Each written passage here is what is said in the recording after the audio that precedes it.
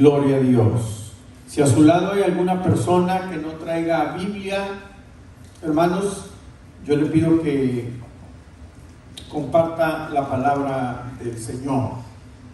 Amén. Apocalipsis capítulo 2, vamos a leer desde el versículo 2 en adelante. Bueno, vamos a leer desde el primero. Cuando usted lo tenga, diga amén. Desde el primer versículo dice la palabra del Señor: en el nombre del Padre, del Hijo y del Espíritu Santo. Escribe al ángel de la iglesia en Éfeso, el que tiene las 7 estrellas en su diestra, al que anda en medio de los 7 candeleros de oro, dice esto: yo conozco tus obras y tu arduo trabajo y paciencia, y que no puedes soportar a los malos, y has probado a los que dicen ser apóstoles y no lo son, y los has hallado mentirosos, y has sufrido y has tenido paciencia, y has trabajado arduamente por amor de mi obra, y no has desmayado. Recuerda por tanto de dónde has caído, y arrepiéntete, y haz las primeras obras, pues si no, vendré pronto a ti, y quitaré tu candelero de su lugar, si no te hubieres arrepentido. Pero tienes esto, que aborreces las obras de los nicolaítas, las cuales yo también aborrezco. Hasta ahí, hermanos, vamos a detener la lectura ahí. Gracias, Dios, por tu palabra. Meditamos en ella. Te pedimos que sea de edificación a la vida de cada uno de nosotros en esta hora, en el nombre poderoso de Cristo Jesús. Amén. Siéntense, amados hermanos, en esta hora. Gloria a Dios. Este mensaje a la iglesia en Éfeso es uno de los 7 mensajes que Dios dio a las iglesias ubicadas en Asia a finales del primer siglo después de Cristo.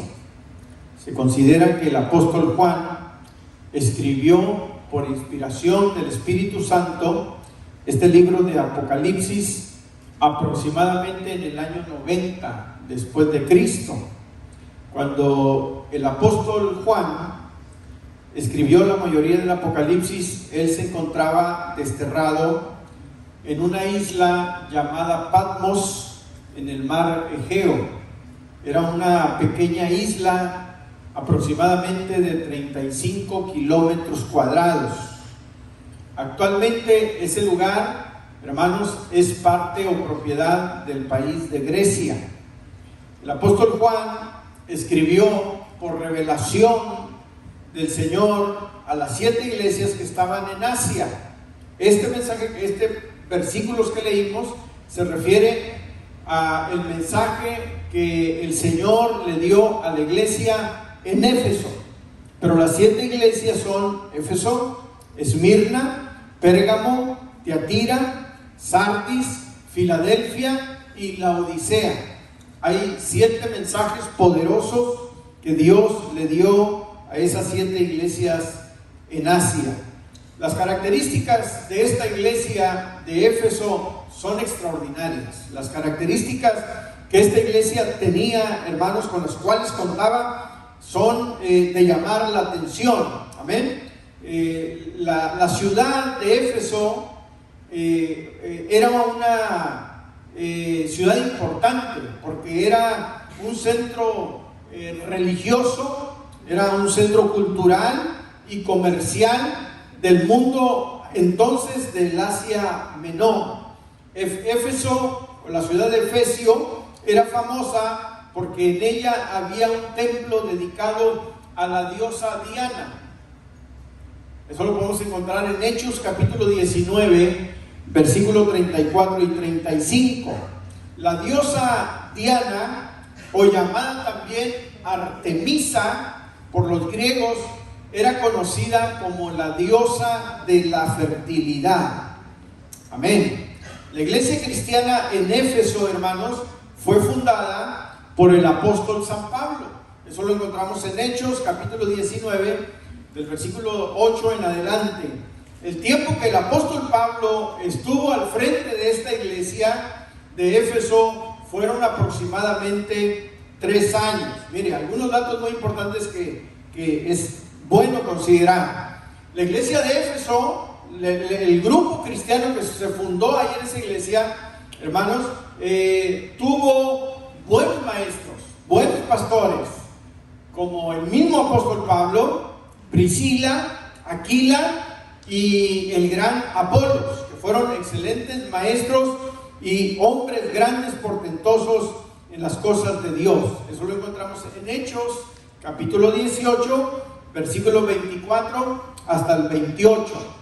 Entonces, es importante, hermanos, que nosotros reflexionemos un poco acerca del mensaje que el Señor, por medio del apóstol Juan, da a esta iglesia en Éfeso.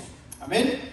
Una de las frases centrales del Señor a esta iglesia en Éfeso es esas palabras del versículo número 2: yo conozco tus obras. Amén.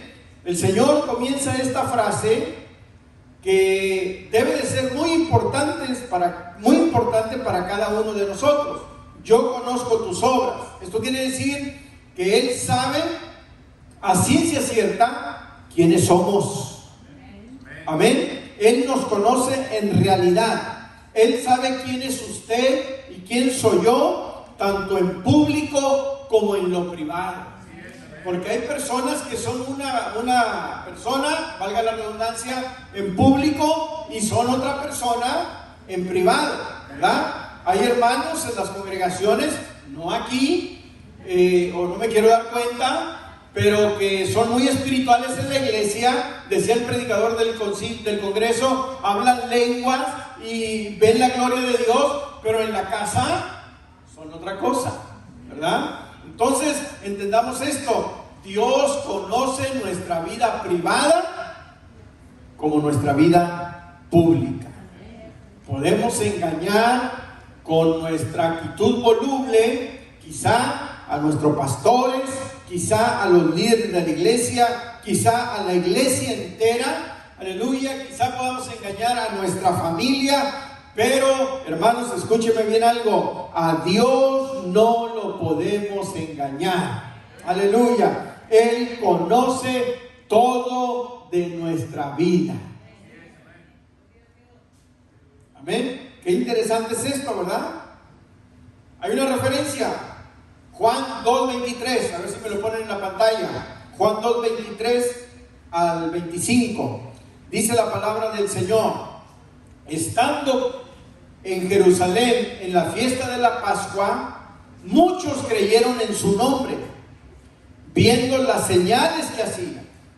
Pero Jesús no se fiaba de ellos, porque conocía a todos y no tenía necesidad de que nadie le diese testimonio del hombre, pues él sabía lo que había en el hombre.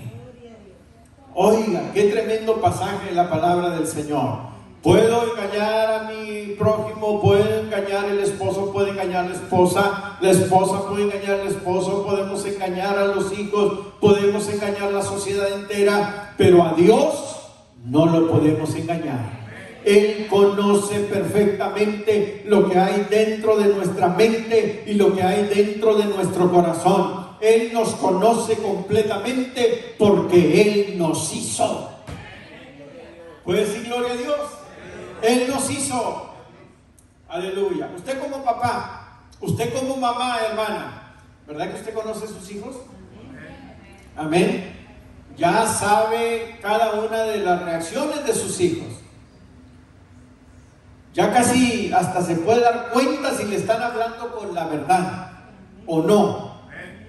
Nomás mirándolos a los ojos, usted sabe cuál es la situación, ¿verdad? Mi papá y mi mamá ya están en la presencia del Señor, pero yo recuerdo que cuando estaba chamaco, mi papá y mi mamá se compaginaron tanto entre ellos, se amaron tanto y se afinaron tanto, en su relación de padres, que cuando yo necesitaba sacar un permiso para hacer algo o ir a algún lugar que yo casi estaba seguro que no me lo iban a dar, yo evitaba a mi madre. Mi madre era más seriecita, pero más dura, más firme. Y mi papá era más suavezón con nosotros, con los hijos. Aunque él era el pastor y en la iglesia él era firme y él era serio y él era tenía a veces cara de pocos amigos, ¿verdad? Pero yo sabía que él era buenón en su corazón. Y a veces yo, para sacar ese permiso, mejor me acercaba a él. Pero mi madre, que era tan sabia, tan astuta, cuando veía que algunos de nosotros, o yo en lo personal, me acercaba a papá para sacarle un permiso, ella, así como no queriendo, se arrimaba nomás para oír. Yo le decía: oye, padre, papi, ¿me das permiso? Mira, vamos a ir a un lugar, un río, y que vamos a hacer eso y vamos a hacer lo otro. Mi papá me oía, pero nomás miraba a mi mamá, y con la pura mirada él sabía si me decía que sí o me decía que no. Yo nomás me daba cuenta de que miraba a mi mamá y dije: no, ya estuvo. Como dicen por ahí, ya valió, ¿verdad? Porque ellos se entendían con la pura mirada. Se compaginaron tanto, hermanos. Se conocían y conocían a sus hijos. Dios te conoce tal cual eres. Dios sabe cuál es tu situación. Hermanos, aunque la gente no se dé cuenta que te rodea, a veces estás pasando por problemas, por situaciones, por angustias, y sabes, o dices: nadie me comprende, nadie sabe lo que estoy pasando. Yo quiero decirte en esta hora: hay un Dios grande y poderoso que te conoce a la perfección. Y el Señor lo dice aquí, le dice a la iglesia de Éfeso: yo conozco tus obras. La Biblia dice en Hebreos 4:13: y no hay cosa creada que no sea manifiesta en su presencia. Antes bien, todas las cosas están desnudas y abiertas a los ojos de aquel a quien tenemos que dar cuenta. Gloria a Dios. Él conoce toda nuestra vida. Qué interesante es saber que Dios nos conoce perfectamente. Pero también esto nos hace ver de que si Dios nos conoce, esto quiere decir también que no somos insignificantes para Él. Él no es indiferente a nuestra situación o a nuestra condición. Él sabe todo de nosotros. Él sabe cuando sufrimos. Él sabe cuando lloramos. Cuando pasamos tiempos difíciles de angustia, el Señor, hermanos, está consciente de lo que tú estás pasando, de lo que tú estás atravesando. Tiempos dolorosos, el Señor está consciente y está ahí para ayudarte. Amén. Cada una de nuestras obras no pasan indiferentes para Dios. Aunque nadie las vea, aunque nadie las valore, son vistas claramente por los ojos del Señor nuestro Dios. Él conoce todas nuestras obras. Él conoce todos nuestros hechos. Amén. Y visto está, Dios reconoció las virtudes de la iglesia de Éfeso. Amén. La iglesia de Éfeso era una iglesia que tenía muchas virtudes. Lo acabamos de leer en el inicio de esta reflexión. Era una iglesia activa, trabajadora, paciente. Amén. Que no se rendía ni se desanimaba. Oiga, qué tremenda iglesia, ¿verdad? Todo pastor quisiera una iglesia así, con estas virtudes. Una iglesia bien activa, una iglesia bien trabajadora, una iglesia bien paciente para esperar al Señor, una iglesia que no se rinde con nada ni que se desanima. Esas eran cualidades y características de la iglesia de Éfeso. Era una iglesia que trataba de vivir en santidad, como lo dice el verso 2, que no podía soportar a los malos. Dice, características interesantes, cualidades muy favorables que todos y cada uno de nosotros, amados hermanos, debemos de tener. Era una iglesia que tenía un conocimiento de la doctrina para entender a los que decían ser apóstoles y no lo eran. Hay congregaciones que fácilmente son engañadas. Hay iglesias que fácilmente son burladas, porque los miembros de esa iglesia, los asistentes de esa congregación, no tienen conocimiento de la palabra, no conocen la Biblia, no conocen de las sagradas escrituras, hermanos. Pero esta iglesia de Éfeso no era el caso. Era una iglesia que tenía conocimiento bíblico, era una iglesia que tenía doctrina y podía reconocer a aquel que venía diciendo yo soy apóstol o yo soy esto, yo soy lo otro, y no lo era. Era una iglesia que tenía discernimiento también. Era una iglesia que había sufrido por la causa de Cristo, y dice el versículo 3, y no había desmayado. Cuántas cualidades muy positivas, ¿verdad? Era una iglesia que no había seguido las falsas doctrinas de los nicolaitas.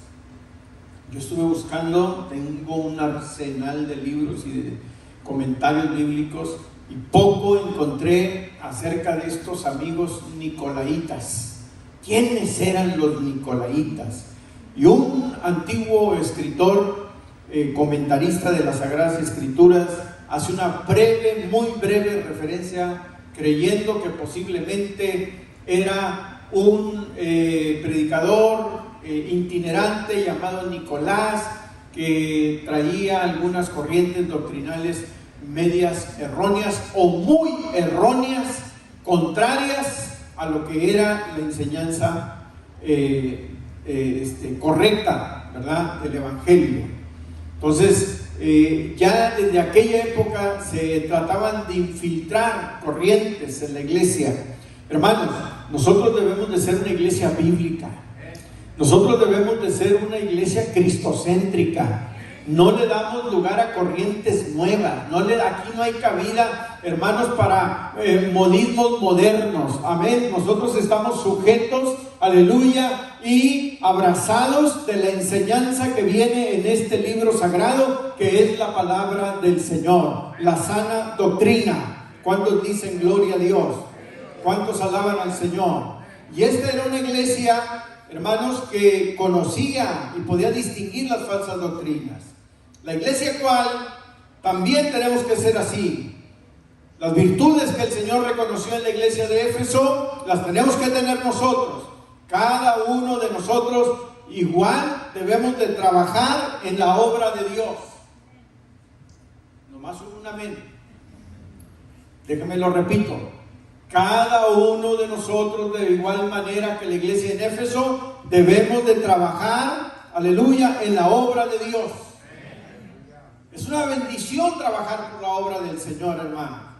1 Corintios 15:58 dice la Biblia: así que, hermanos míos amados, estad firmes, constantes, creciendo en la obra del Señor, siempre sabiendo que vuestro trabajo en el Señor no es en vano. Aleluya. Hay que estar firmes, conscientes, sirviendo siempre al Señor. ¿Ven? Constantes sirviendo al Señor, creciendo siempre en la obra de Dios. Pero fíjese, la última parte dice: entendiendo que nuestro trabajo en el Señor no es en vano. Todo lo que usted haga por la obra de Dios será tomado en cuenta y será recompensado allá en el reino de los cielos. ¿En qué nos basamos? En que la Biblia dice que cuando lleguemos al cielo, Dios nos va a decir unas palabras: bien, buen siervo fiel, en lo poco fuiste fiel, en lo mucho te pondré. Entra al gozo de tu Señor. ¿Usted quiere que el Señor le diga esas palabras? Trabaje en la obra del Señor. Amén. Haga algo por la obra del Señor. Usted tiene talentos, usted tiene dones, usted tiene cualidades, usted tiene muchas cosas que le puede ofrecer al Señor. Amén. ¿De qué tamaño quiere usted su corona? Grande, ¿verdad? Yo no quiero recibir una cachucha Dice la palabra que el Señor, cuando lleguemos al cielo, nos va a dar coronas y nos va a recibir con un galardón. Amén. Sabiendo que vuestro trabajo en el Señor no es en vano. Procure trabajar en la obra del Señor. Procure, como esta iglesia en Éfeso, vivir una vida de santidad. Procure conocer la palabra de Dios y sus doctrinas. Procure siempre estar dispuesto para sufrir por la causa del Señor sin desmayar. Aleluya. ¿Cuántas de las veces, amados hermanos, en las congregaciones la gente se aleja equivocadamente por una mala cara que le hicieron, por una falta de saludo que le dieron, por un comentario que oyó o que medio oyó o se le figuró que oyó y pensó que era para usted, ni lo oyó bien y está seguro, pero usted ya se lo puso y deja de ir a la iglesia y le afecta para seguir sirviendo al Señor. Nosotros tenemos que aprender mucho de las cualidades de esta iglesia. Debemos de estar siempre dispuestos de sufrir por la causa de Cristo sin desmayar. Aleluya. Así como le dijo Pablo a Timoteo en el capítulo 2 de segunda epístola, versículo 3: tú, buen Timoteo, sufre penalidades como buen soldado de Jesucristo. Amén. Sufra por la causa de Cristo, que su recompensa va a ser grande. Aleluya. No deje, hermanos, no dejarse llevar por las personas que usan la libertad como excusa para el pecado. Aléjese de las personas que no le suman. Aléjese de las personas que le afectan en su vida espiritual. Aléjese de las personas que no le ayudan para que usted pueda servir mejor a Dios con más integridad. Amén. Qué hermosa es la palabra. Qué poderosa es la palabra. Qué hermoso alimento es la palabra. Dice la Biblia que el Señor le hizo comprender a la iglesia en Éfeso que nada era superior al amor, porque le reconoce todas sus cualidades. Todas las virtudes que tenía la iglesia que ya hemos mencionado ahí en Éfeso, todas el Señor se las reconoció. Pero les dijo: tengo contra ti que has dejado tu primer amor. Aleluya. Encontré en un comentario una frase que me llamó la atención. Dice un comentarista de la Biblia: a la iglesia en Éfeso se le llamaba la iglesia activa sin amor. La iglesia trabajadora sin amor. Tenía servicio, tenía conocimiento, tenía constancia, tenía convicción, pero había dejado lo principal de lado. Había dejado el amor de lado. La palabra de Dios nos dice, amados hermanos, que si no tenemos amor, nada somos. Dice el apóstol San Pablo en 1 Corintios 13, verso 2, que si yo hablase lenguas humanas y angélicas y no tengo amor, vengo a ser como metal que resuena solamente, o címbalo que retiñe. Y si tuviere profecía y entendiese todos los misterios y toda ciencia, y si tuviere toda la fe de tal manera que trasladase los montes, y no tengo amor, dice la palabra, nada soy. Aleluya. Nosotros podemos tener muchos ministerios, amados hermanos, podemos tener mucho conocimiento, podemos tener mucha constancia, pero si hemos descuidado nuestro primer amor por el Señor, no somos nada. Aleluya. Muchas veces decimos que la iglesia de Éfeso había perdido el primer amor, pero la realidad es que la palabra no dice que había perdido el primer amor, sino que lo había dejado. ¿Verdad? Que lo había dejado. Tengo contra ti que has dejado tu primer amor. Es lo que le dice el Señor. Dejar significa separarse. Dejar significa alejarse de una persona o una cosa temporal o definitivamente. Eso es lo que significa dejar. Aleluya. Dejar el primer amor, hermanos, es descuidar nuestra relación personal con Dios. Eso es dejar el primer amor. Pues Él tiene que ser en nuestra vida lo primero. Aleluya. Dios debe de ser lo más importante en la vida de cada uno de nosotros. ¿Cuántos dicen amén? Si usted está de acuerdo conmigo, levante su mano derecha y diga amén. Amén. Dios debe de ser lo primero. Amén. Gloria a Dios. Dios tiene que tener el primer lugar en la vida de todo cristiano. Aleluya. Sobre todo debe ser el Señor. Sobre todo debe estar Dios. ¿Cómo podemos reconocer cuando en nuestra vida hemos dejado descuidado nuestra relación personal con el Señor? A lo mejor usted ha dejado su primer amor y ni cuenta se ha dado. ¿Cómo podemos reconocer esto? Le pregunto yo a usted, ¿hace cuánto que no nos quebrantamos cuando viene el tiempo de la alabanza y la adoración a Dios? Están los hermanos de la música adorando al Señor, alabando, cantando, llevándonos a la presencia del Señor en adoración. Y quizá usted está distraído.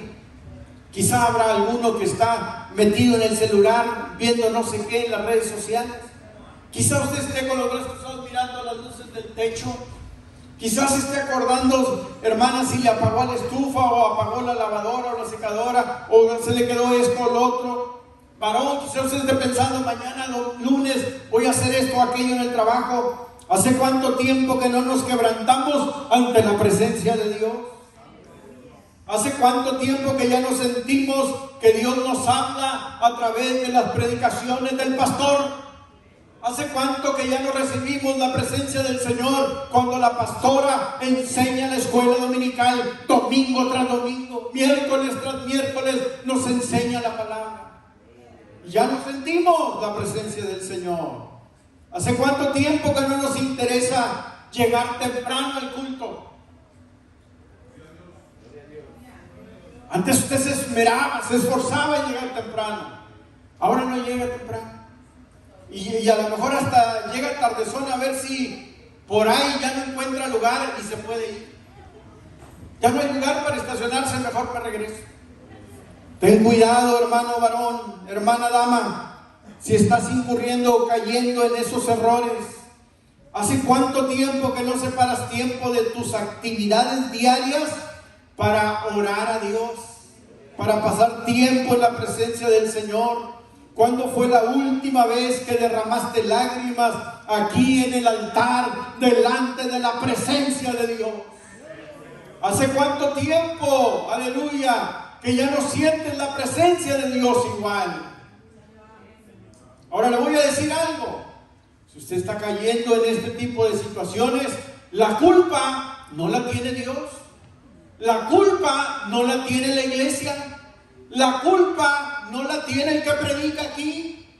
La culpa y su responsabilidad completita es de usted. Es mía. Si yo permito, hermanos, enfriarme y empezar a dejar mi primer amor. ¿Hace cuánto tiempo dejaste de buscar los primeros lugares en la casa del Señor para adorar su nombre? Aleluya. Quizá ahora tu vida cristiana se ha vuelto seca, monótona, costumbrista, amargada, llena de crítica, de que si se hace esto, se hace el otro, se hace aquello, si lo hacen de esta manera no me gusta, si lo hacen de la otra manera no estoy de acuerdo. Ten cuidado, hermano, porque todos esos son síntomas de que has dejado tu primer amor. Aleluya. ¿Cuántos dicen gloria a Dios? ¿Cuántos alaban al Señor? Aleluya. ¿Qué debemos hacer, iglesia, para volver a nuestro primer amor? Dice la palabra de Dios: recordemos de dónde hemos caído, le dice el Señor. Recuerda de dónde has caído. Esto es importante. Hagamos memoria de nuestra relación con Dios. Es bueno recordar, ¿verdad que sí? Hagamos memoria de nuestro estilo de vida cristiana cuando estábamos recién enamorados de Dios. Haga memoria de eso. Porque al igual que el matrimonio, es importante recordar nuestros buenos tiempos para rescatar nuestra relación. Eso es importante. Usted como esposa, como esposo, ¿se acuerda cuando, hermana Alicia, discúlpeme que la refiera, ¿se acuerda cuando el hermano Reinaldo estaba joven y lo conoció usted recién? Era un galanazo el tipo, guapísimo, un bigotazo negro, un cabello rizado negro. Digo, yo porque he visto las fotografías de mi suegra, sí. Y el hombre estaba grandote. El hermano Reinaldo usaba el camión de ruta en la ciudad de Matamoros. Y dice él que la juventud de su época, dice, cuando estabas bajón de estatura, dice, te subías al camión y ya ves que ibas parado, iba lleno el camión. Dijo, los que estaban chaparrones se agarraban de la orilla de los asientos o para resaltar el músculo. Sí, los que estaban más altos se agarraban del tubo de arriba para que se viera impresionar a las muchachas. ¿Te acuerdas cuando estabas joven? ¿Te acuerdas cuando recién te casaste? De esa muchacha tan hermosa. ¿Se acuerdan? ¿Sí, hermanos? Le veo una sonrisita al hermano Eri ahí. Al hermano Marcos, cuando conoció a esta muchacha. Al hermano Ramiro. Con unos churrumais, unos fritos, algo así. Hay una historia ahí. Cuando estés en esos tiempos de como que no te entiendes bien y medio de amargura, empieza a hacer memoria de tus buenos tiempos cuando te casaste con el amor de tu vida. Amén.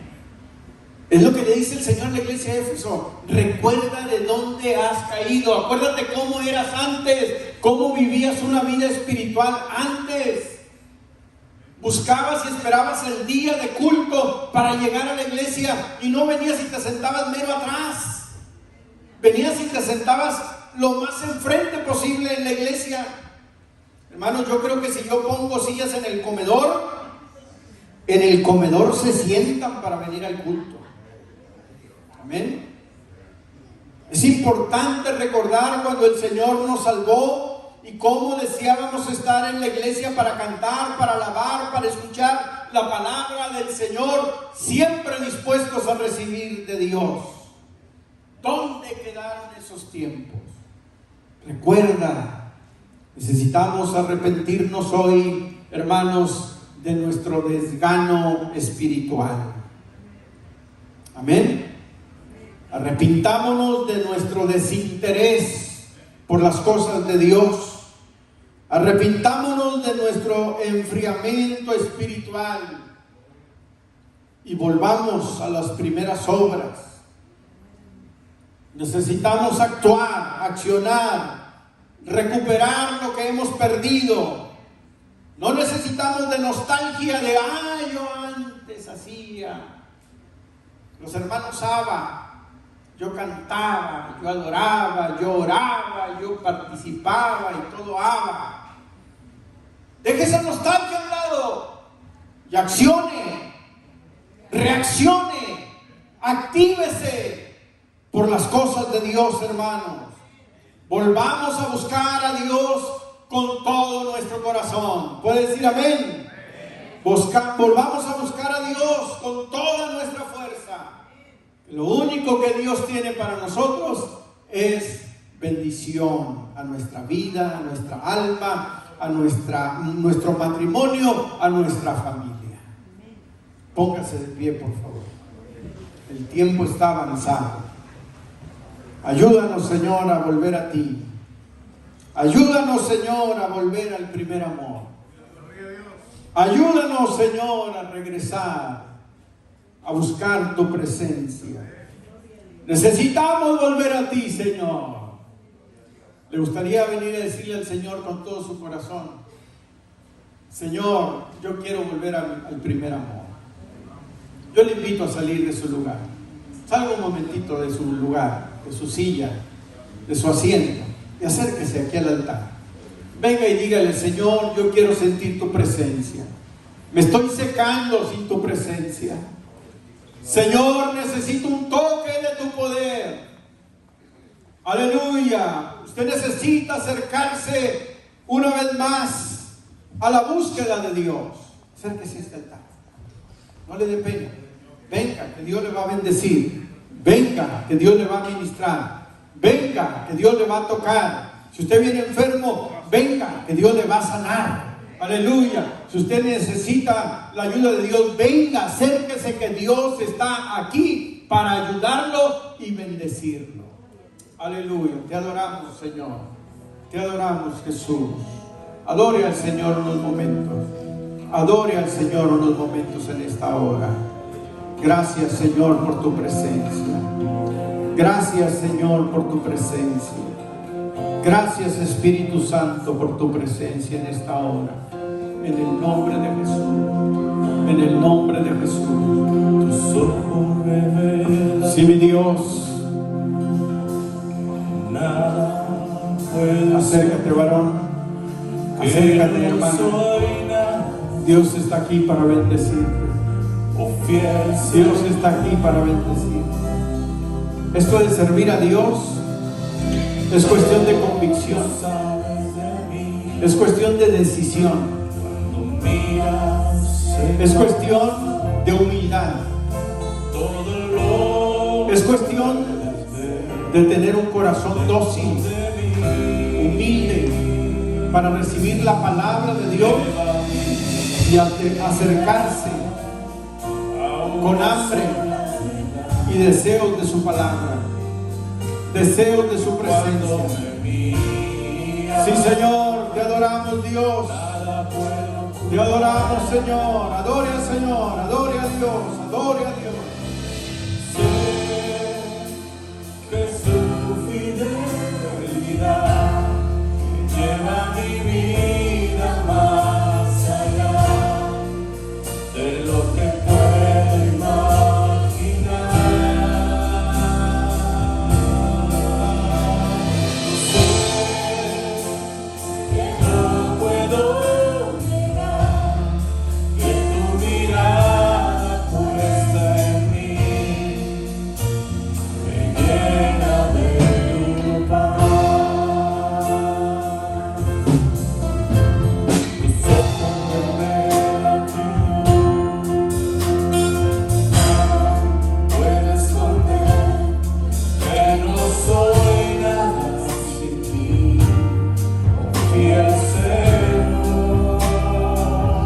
Adora a Dios, adora a Dios, adora a Dios. Dile: Señor, ven a mi mente y a mi corazón.